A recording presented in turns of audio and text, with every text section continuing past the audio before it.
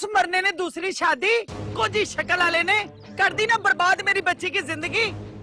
मना किया था तुझे, मना किया था कि ना दे उसे इतनी बड़ी रकम, लेकिन तू नहीं माना।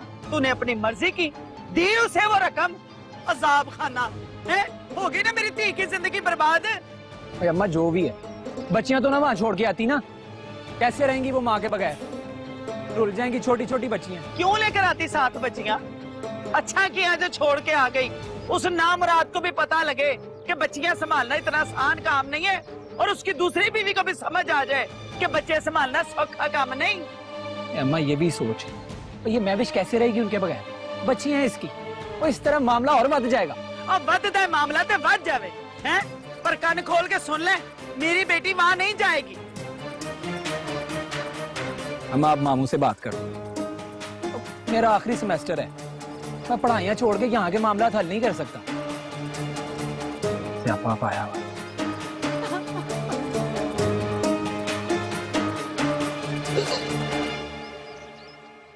क्या मसला हुआ है?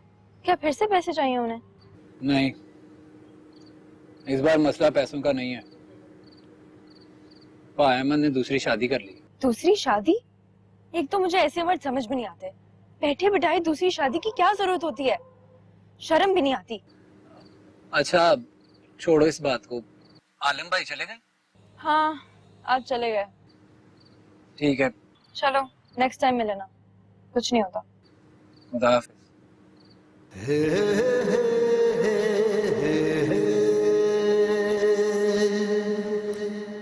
मेरी बात हुई है अहमद से, वो महविश को रखने के लिए तैयार है। उसने कब इसे घर से बाहर निकाला है। वो दोनों का खर्चा उठाएगा, दोनों के साथ इंसाफ करेगा। हलफ दिया है मुझे, वादा किया है मुझसे उसने। क्या मतलब है तेरा?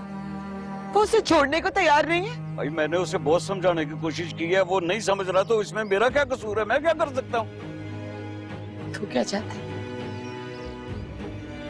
ऐसे ही चली जाऊं मैं उसके पास, जाके उसके कदमों में बैठ जाऊं, ताकि वो मेरी सौतन को मेरे सर पे बिठा दे, सारी दुनिया की सुहागन मिट्टी मेरे सर पे डाल दे। कब तक बर्दाश्त करूं मैं ये सब? आखिर कब तक? देख महविश पुत्र, औरत को ही समझौता करना पड़ता है। और फिर सबसे बड़ी बात यह है कि तू माँ है, अपनी बच्चियों का सोच। और बच्चियों को माँ और प्यो दोनों की लोड़ है कि नहीं है? हैं? इस तरह जिद करके तू घर बैठी रहेगी तो उसका तो कुछ नहीं जाएगा। तू नहीं जाएगी तो वो कोई और ले आएगा, और आज नहीं तो कल उसकी औलाद भी हो जाएगी। फिर तेरा क्या बनेगा? वो उसे अलग घर में रखेगा, तू अपने ही घर में रहेगी। न तू उधर जाएगी न वो इधर आएगी, दोनों का खर्चा वो बर्दाश्त करेगा। जब सारा मसला हल हो रहा है तो तुझे क्या डर है फिर? चल शाबाश उठ, सामान समेट अपना, चल फटाफट चल मेरा बच्चा। अपने मामू का मान नहीं रखेगी? ओ पागल, तेरा घर तेरी जन्नत तेरा इंतजार कर रही है। तू मेरी धी नहीं मेरा पुत्र है। उठ मेरा बच्चा, उठ, शाबाश शाबाश, चल मेरा बेटा।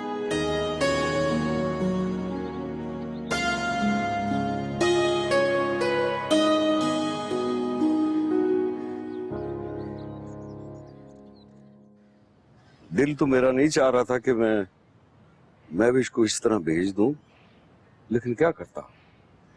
बच्चियों के माँ बाप जो है ना, बड़े मजबूर होते हैं। और वो अहमद को देख, कितनी देर मैं जिद करता रहा, समझाता रहा, वो एक बात पे ही अड़ा रहा है कि मैं अपना आजरा को, वो जो उसकी कीना ली है, दूसरी बीवी है, उसको मैं तलाक नहीं दूंगा और मैं विश को भी रखूंगा। मैं क्या करता, मजबूर होकर मैं विश को समझाया और फिर उसको भेजा है। चंगा है, जाएगी, खामद की जूतियां सीधी करेगी तो जमाने की जूतियों से बचेगी। मैं भी सोच रही होगी कि मामे ने कोई चंगा फैसला तो नहीं किया, लेकिन इंशाल्लाह आने वाला वक्त बताएगा कि ये फैसला ठीक था। समझ आई कि नहीं? सबसे बड़ी बात यह है कि बच्चियां जो हैं महविश की, वो अपने बाप के जेरे साया रहे। अच्छा ही हुआ अस्मा के अब्बा, वरना महविश इस कार में आके ना तो अस्मा के लिए मसला बन जाती। हमें अपनी बेटी के बारे में भी सोचना है, उसका मुस्तकबिल भी देखना है। पहले ही आपा क्या काम है जो जो महविश भी आकर इस घर में अस्मा के सर पर सवार हो जाए। बेटियां सबकी सांझी होती हैं, चाहे महविश हो चाहे अस्मा। ये सब कहने की बातें, वरना तालब ऐसी हरकत करता तो क्या आप इतनी आसानी से अस्मा को जाने देते? क्या आप सब यही बोलते जो आप महविश की दफा बोल रहे हैं? अस्मा आपकी बेटी है और महविश आपकी पाजी, बहुत फर्क है। आप अपनी पाजी के बारे में तो ऐसा सोच सकते हैं, लेकिन अपनी औलाद के बारे में कोई ऐसा नहीं सोचता।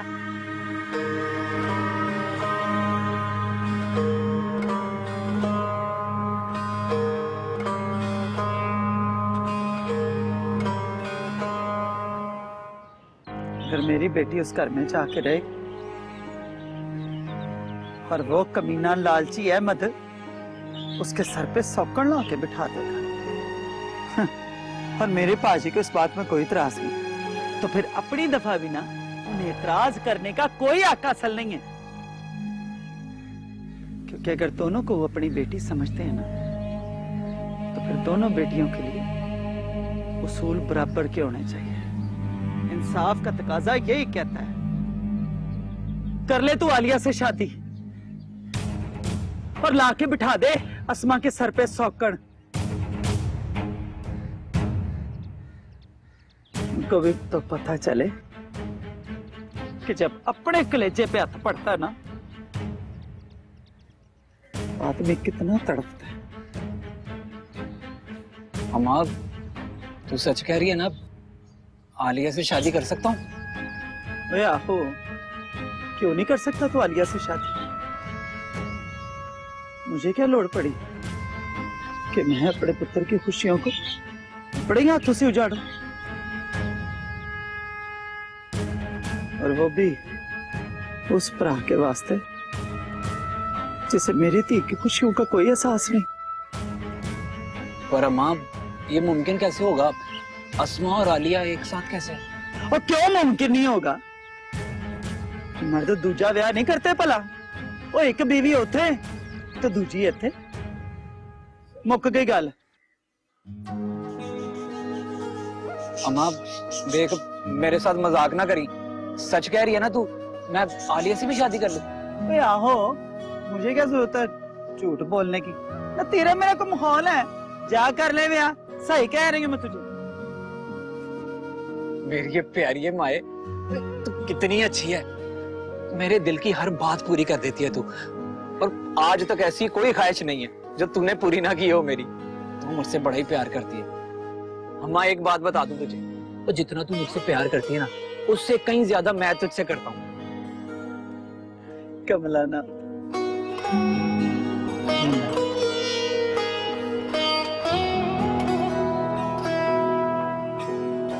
शाबाश मेरी धी, वाह जी वाह, बड़ियां पढ़ाइयां होन डईयां ने। पढ़ाइयाँ क्यों नहीं है अम्मा? एक बात बता अम्मा, कुछ ये अब्बा ने अच्छा नहीं किया महविश को वापस भिजवा के। भला उसका क्या कसूर कि वो सौतन बर्दाश्त करे? और अहमद भाई, उन्होंने दूसरी शादी इसलिए की है क्योंकि उन्हें बेटा चाहिए, और इतने सालों का साथ वो भूल गए। तो अहमद कौन सा अपनी दूसरी बीवी को लाके तो महविश के सर पे बिठाएगा, है ना? ना दोनों का आमना सामना होना है, ना कोई चिक चिक। वो अपना खाएगी, अपना पकाएगी, देखना इस तरह उसके सर पे छत भी आ जाएगी और उसकी बच्चियों को बाप का सहारा भी मिल जाएगा। तिये, तो क्या एक औरत को बस यही चाहिए होता है? सर पे छत और 2 वक्त की रोटी? तो और क्या चाहिए होता है? शौहर की वफा और मोहब्बत औरत के लिए सबसे बढ़कर होती है। घर तभी औरत का होता है जब शौहर औरत का, वरना एक खाली मकान होता है, यहाँ रहे या वहां रहे उससे कोई फर्क नहीं पड़ता। हाँ है, ऐसी बातें भला कुंवारी लड़कियां करती है? अम्मा क्या हो गया है? मैं जब भी अकल की बात करती हूँ ना, तू मुझे टोक देती है। तेरा इन बातों से कोई लेना देना नहीं है, समझी तू? और ये जो तुम महविश को बड़ी मजलूम समझ रही है ना, एक दिन तेरे ही सर पे ये बोझ बनेगी और सबसे बुरा भी तुझे ही लगेगा। ये तो तेरे बाप ने एक तरह से तेरे लिए भलाई की है। ठीक है, अगर तू कह रही है तो ठीक है, पर मैं फिर कहूंगी अम्मा, अब्बा ने अच्छा नहीं किया। पता नहीं आजकल की लड़कियां भी क्या पुट्ठा सीधा सोचती रहती हैं। क्या जरूरत थी महविश को घर भिजवाने की? तो और क्या करते, घर बैठा लेते उसे। उसको घर भेजने के अलावा कोई चारा नहीं था हमारे पास। अरे पुलिस में रिपोर्ट करवाते, जेल भिजवाते उसको। बीवी की इजाजत के बगैर दूसरी शादी कैसे कर ली उसने? सीधा सीधा केस बनता ही है। ये सब कहने की बातें होती हैं, वरना आज तक दूसरी शादी करने पर किसी पर केस हुआ? यही तो बात है कि हम मुजरिमों को बिल्कुल खुला छोड़ देते हैं। अरे एक आदमी अंदर हो ना तो दूसरे की हिम्मत भी नहीं हो ऐसा कुछ करने की। हमारे माशरे में ऐसा नहीं होता कि घर के मामला कोर्ट और कचहरियों तक ले जाएं। इन्हें आपस में घर बैठकर चार दीवारी के अंदर हल किया जाता है। हाँ, ऐसे ही हल किया गया था ना जैसे महविश का हल किया गया है। देखो, घर जो होता है ना औरत का होता है, उसे ही कुर्बानी देनी पड़ती है। मर्द को घर बसाना कहाँ आता है? हाँ, मर्द को तो सिर्फ दूसरी शादी और बेवफाई करनी आती है। एक मर्द वो है जो यासिर जैसा है और एक मर्द वो है जो अहमद जैसा है। और एक मर्द मैं भी तो हूँ ना। खौफ आता है कभी कभी मुझे तालिब।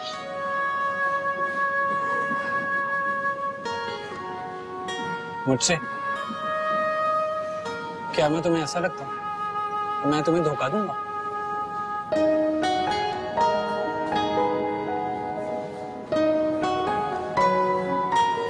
पता नहीं।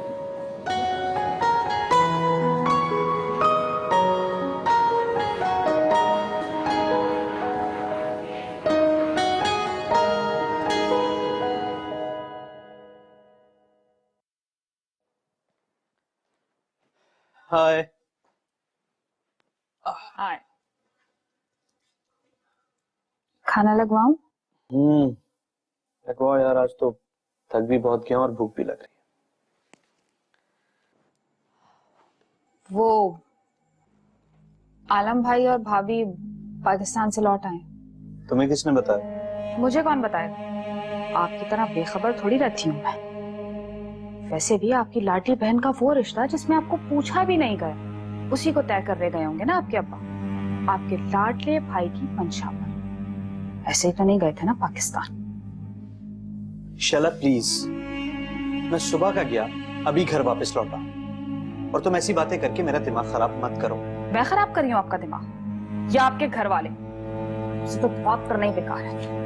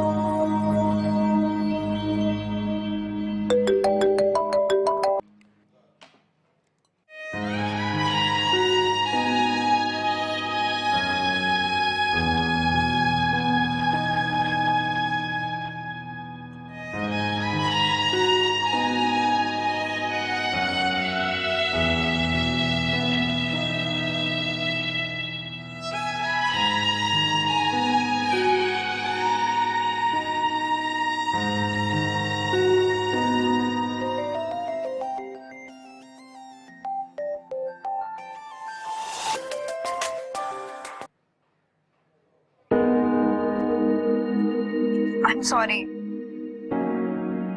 किस बात के लिए? मैंने तुमसे इतनी रूडली बात की थी, उसके लिए। बड़ी जल्दी याद नहीं आ गया तुम्हें? पहले दिल तोड़ती हो और उसके बाद मासूमियत से सॉरी बोल देती हो। अच्छा माफ कर दो ना, अब मुझे गुस्सा आ गया था। अब सबका गुस्सा मेरे पे उतारा करोगी तुम? नहीं, अब भूल भी जाओ ना इस बात को। ठीक है, तुमने कहा समझो, मैं भूल गया। अच्छा ये बताओ, अर्शिया के निकाह पे जाने का क्या प्लान है तुम्हारा? हाँ जाना तो है। आलिया, हम साथ चलें? साथ जाएंगे कैसे? तुम ड्राइवर को मना कर दो, मैं तुम्हें पिक कर लूंगा। अच्छा, और गाड़ी कहाँ से लाएंगे हम? सलीम से ले लूंगा। तुमने जवाब नहीं दिया मेरी बात का। सोच के बताऊंगी। ठीक है, खुदा हाफिज। Okay, bye.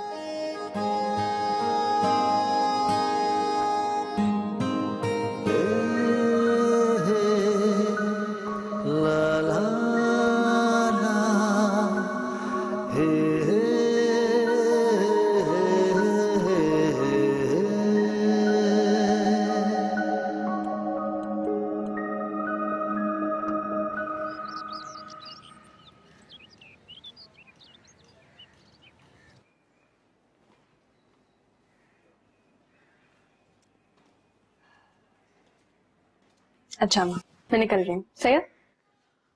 हाँ जाओ, पहुंच के मुझे फौरन फोन कर देना, तुम्हारे लिए फिक्रमंद ना होती रहूं। वैसे ये बात मुझे कुछ पसंद नहीं आई कि तुम अर्शिया के निकाह पर तालिब के साथ जा रही हो। लोग सुनेंगे तो क्या कहेंगे? अभी मंगनी तो नहीं हुई है तुम्हारी, अभी सिर्फ बात चल रही है। लोग क्या कहेंगे कि शेख साहब की बेटी इस तरह गैर लड़के के साथ, पता नहीं शेख साहब तुम्हारी हर बात क्यों मान लेते हैं। वैसे मुझे अगर मिसेस काशान के बच्चे के वलीमे पर ना जाना होता ना तो तुम्हारे साथ जाती। अम्मा इसके बारे में बाद में बात करेंगे, अभी बहुत देर हो रही है और तालिब बाहर खड़ा हुआ है, निकाह पे पहुंचना भी है। हाँ लेकिन ये बात यहाँ खत्म नहीं हुई है, हम इस बारे में फिर बात करेंगे। बाद में बात करते हैं ना माँ। Okay bye. अर्शिया को प्यार देना जी। और उसकी अम्मा को बहुत मुबारकबाद देना, कहना मैं चक्कर लगाऊंगी।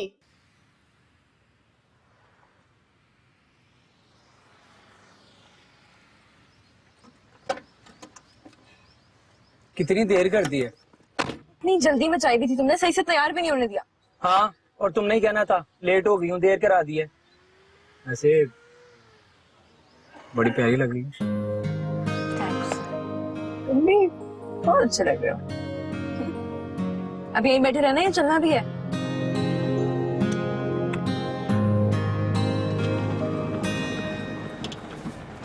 तुम कहाँ रह गई थी?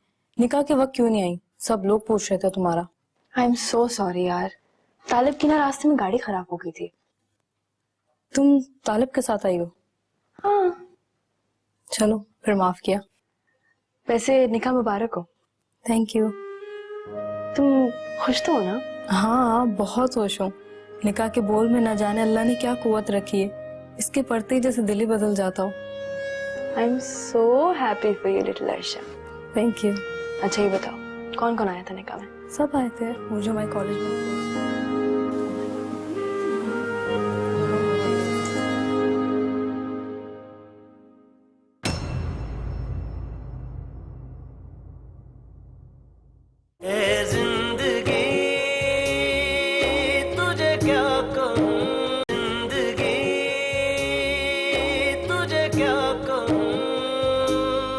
बेटा मैं और तुम्हारी आंटी तुम्हारे घर आना चाहते हैं, मतलब है तुम्हारे गांव। अरे बेटा ध्यान से। बाजी आप इस वेले यहाँ?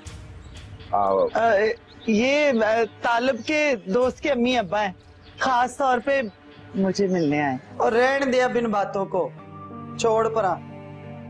अब मुझे ये बता क्या होगा क्या? तुम्हारे अम्मी अब्बा भी इतनी दूर आएंगे गांव मंगनी करने के लिए, तो अम्मा तो यहाँ आ ही रही है और मैं भी यहाँ पे हूँ, तो आपकी तरफ ही मंगनी कर लेते हैं। जिंदगी तुझे क्या कहूँ, जिंदगी तुझे क्या कहूँ, दिन के चेहरे पर बरस पड़ती है काजल की तरह, चांद तारों से सजा दे है कालक रात की है जिंदगी, तुझे क्या कहूँ